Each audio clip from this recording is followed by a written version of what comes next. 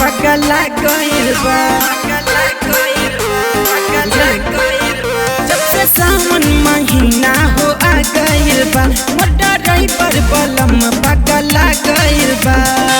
कुछ खल देखे नहीं खूब हचकावे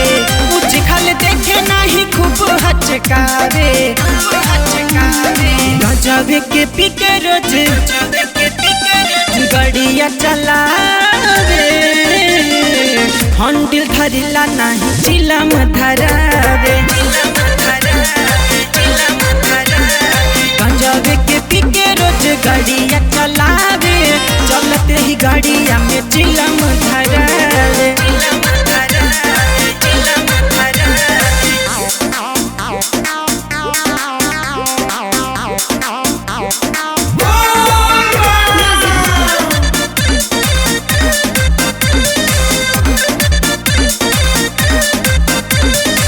कतनु मनाई नहीं मानेला कही देला खूब हटिया हो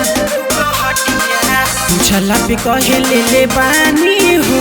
खाली बाबा जी के बुटिया हो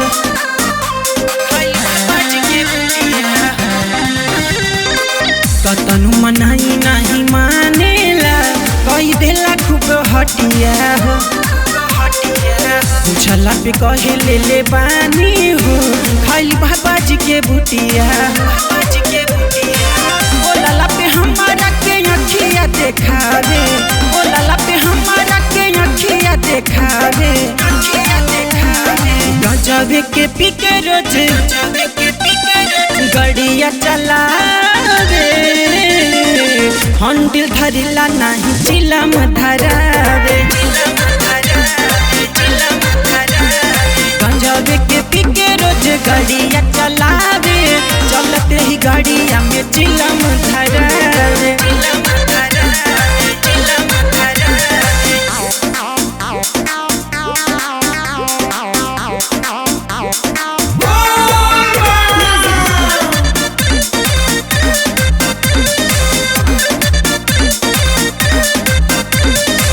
संजय समरिया मुर्गा पियावा के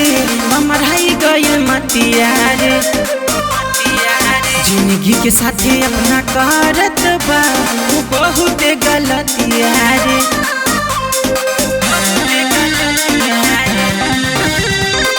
संजय समरिया मुर्गा पियावा के ममराई गइल मतिया रे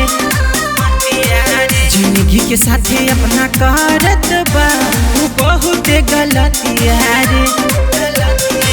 देवरा मिथुनावा से गाजा मलवावे देवरा मोनू राजावा से गाजा मलवावे गजब के पिके रोज गड़िया चलावे हंडिल धरिला नहीं चिलम धरावे गंजाब के पिके रोज गाड़िया चलावे चलते ही गाड़िया में चिलम धरावे।